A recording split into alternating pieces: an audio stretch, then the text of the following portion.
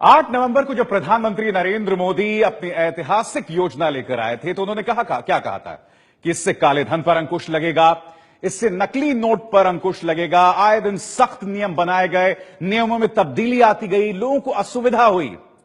लेकिन अब कई चीजें सामने उभर कर आ रही हैं। नोटों की बदमाश कंपनी की जो दास्तानें हम आपको दिखाने जा रहे हैं उसे देखकर आप हैरत में पड़ जाएंगे कि इन बदमाशों में किन का नाम है।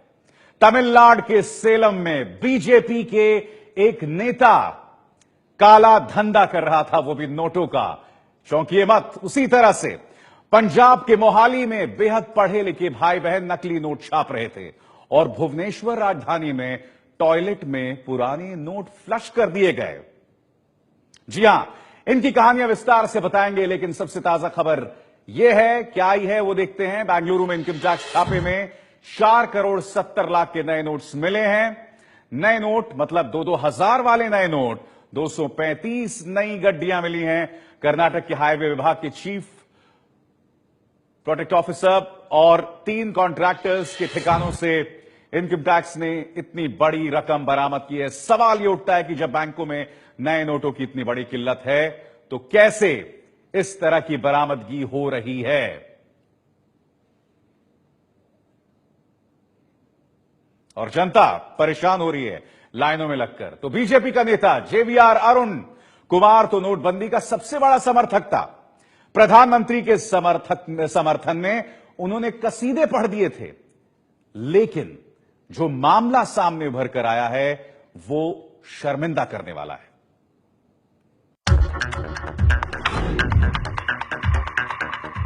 पुलिस के कब्जे में जो नोट आप देख रहे हैं वो देश का सबसे कीमती नोट है। 500 और 1000 के नोट बंद करने के बाद 2000 के नोट लॉन्च हुए थे। ब्लैक मनी को खत्म करने के लिए पिंक मनी देश में शुरू हुआ था।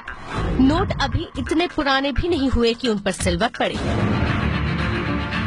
ये नोट कितने हैं, कैसे पुलिस के हाथ में पहुँचे, इसकी कहानी जानने के लिए जरा धैर्य रखिए, क्योंकि इन सबसे ज्यादा जरूरी ये जानना है कि इन नोटों का मालिक कौन था और उसका नोटबंदी के पीएम मोदी के अभियान से कनेक्शन क्या है।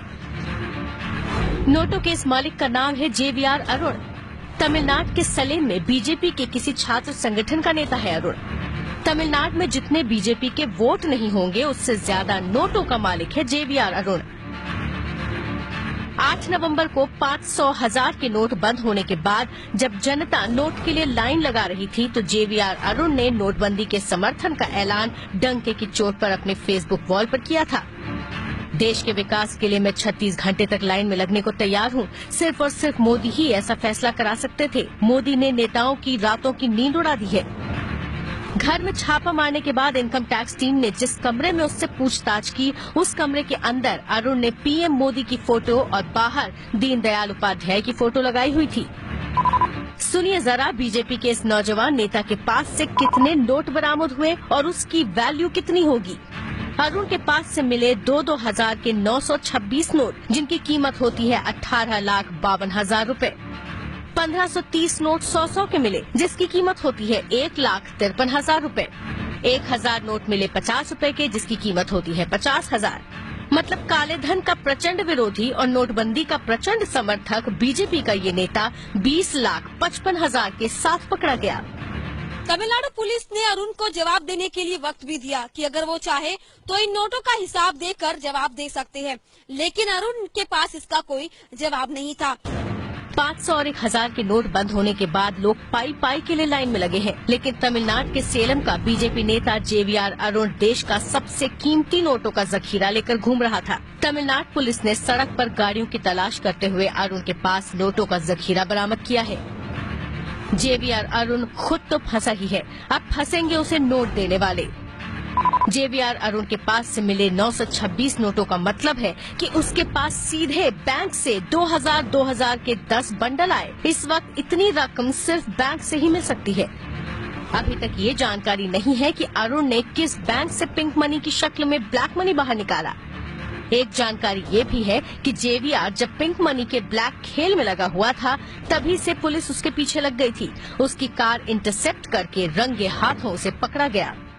नोटबंदी के बाद प्रधानमंत्री नरेंद्र मोदी की सख्ती बनी हुई है। यहाँ तक कि उन्होंने बीजेपी सांसदों और विधायकों को भी यह आदेश दिया है कि 8 नवंबर के बाद बैंक ट्रांजैक्शन की जानकारी पार्टी को दी जाए। लेकिन जीवीआर अरुण के चक्कर में पार्टी की तगड़ी किरकिरी हुई है। तमिलनाडु बीजेपी ने उससे संगठन की सारी जिम्मेदारियां छीन ली है और कारण बताओ नोटिस भी जारी किया है। नोटबंदी के बाद नोटों को लेकर बीजेपी की किरकिरी का ये पहला मामला नहीं है। 17 नवंबर को महाराष्ट्र के सोलापुर के लोक मंगल समूह की एक कार से 91,50,000 के नोट मिले थे, जो महाराष्ट्र के मंत्री सुभाष देशमुख के निकले। चेन्नई से पिंकी राजपुरोहित की रिपोर्ट। 3 मकसद थे ना नोटबंदी के, काला धन पर अंकुश, आतंकवाद पर अंकुश और तीसरा नकली नोटों पर अंकुश। अब काला धन को लेकर सरकार एमनेस्टी स्कीम लेकर आ चुकी है, मगर नकली नोटों को लेकर क्या हो रहा है, मोहाली से जो दास्तान हम आपको दिखाने वाले हैं, उसे देखने के बाद ये जो तीसरी कड़ी है इस नोटबंदी की, वो भी बिखरती नजर आएगी आपको।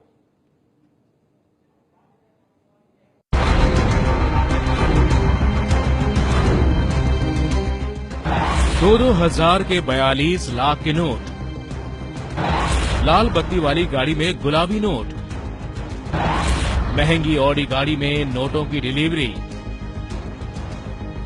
इन नोटों को ध्यान से देख लीजिए, 2000 के इतने नोट एक साथ शायद ही आपने देखे हों। मोहाली पुलिस ने सजाकर इसे दुनिया के सामने रखा है, क्योंकि ये बरामद हुए हैं चंडीगढ़ की बदमाश कंपनी से। अब आपको इन नोटों की सच्चाई के बारे में बता देते हैं। 2000 के जिन नोटों को आप देख रहे हैं वो असली नहीं है, बल्कि नकली हैं। पहली नजर में ये बिल्कुल असली नजर आते हैं, लेकिन गौर से देखेंगे तो ये केवल गुलाबी रंग के कागज के टुकड़े हैं, जिनकी बाजार में कोई कीमत नहीं है। पुलिस की गिरफ्त में बदमाश कंपनी का ये वही मास्टरमाइंड अभिनव वर्मा है, जो 2 करोड़ के जाली नोट बाजार में खपा चुका है। 21 साल का अभिनव इंजीनियरिंग की पढ़ाई कर रहा है। जाली नोटों के कारोबार को अपनी बहन विशाखा के साथ मिलकर ये अंजाम दे रहा था। पुलिस ने बिचौलिए सुमन वर्मा को भी गिरफ्तार किया। इन्हों ने पिछले दिनी ਜਿਹੜੀ ਇਹ ਜਾਲੀ ਕਰੰਸੀ ਜਿਹੜੀ ਬਣਾਉਣੀ ਸ਼ੁਰੂ ਕੀਤੀ, ਛਾਪੀ ਇਹਨਾਂ ਨੇ, ਔਰ ਇਹਦੇ ਵਿੱਚ 42 ਲੱਖ ਰੁਪਇਆ ਮੌਕੇ ਤੋਂ ਸਾਨੂੰ ਜਿਹੜਾ ਇਹਨਾਂ ਤੋਂ ਮਿਲਿਆ, ਔਰ ਇੱਕ ਇਹ ਗੱਡੀ ਮਿਲੀ ਆ ਜਿਹਦੇ ਤੇ ਲਾਲ ਰੰਗ ਦੀ ਬੱਤੀ ਲੱਗੀ ਸੀ।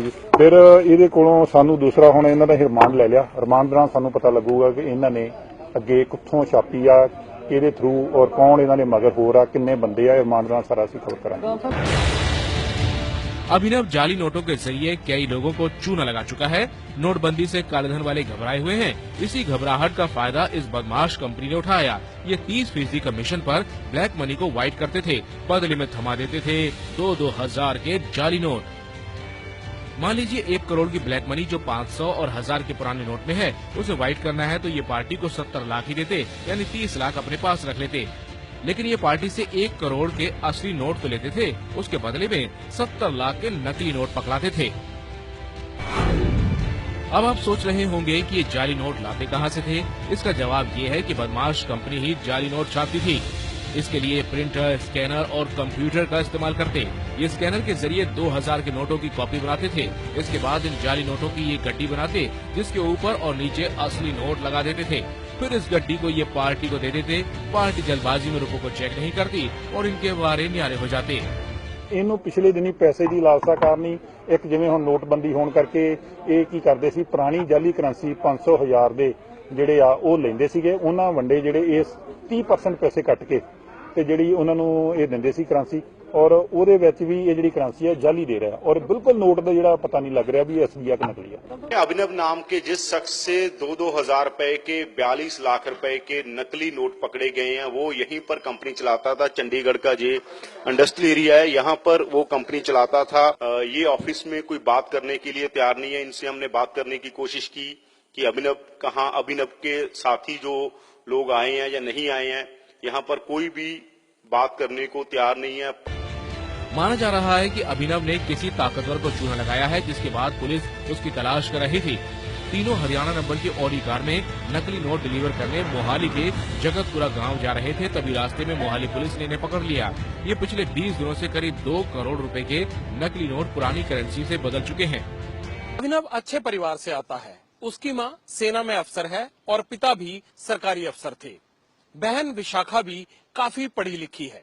पुलिस के मुताबिक अभिनव पीएम मोदी के मेक इन इंडिया अभियान से भी जुड़ा रहा है। उसने नेत्रहीनों के लिए एक खास तरह की छड़ी बनाई थी। पुलिस ने सभी आरोपियों को 3 दिसंबर तक पुलिस हिरासत में भेजा है। लेकिन मोदी सरकार की नोटबंदी के ऐलान के बाद काले धन वालों को पुराने नोटों के बदले जाली करेंसी देने का दिया धंधा करने लगा। लेकिन इसके इस गुनाह ने इसे पहुंचा दिया है सलाखों के पीछे।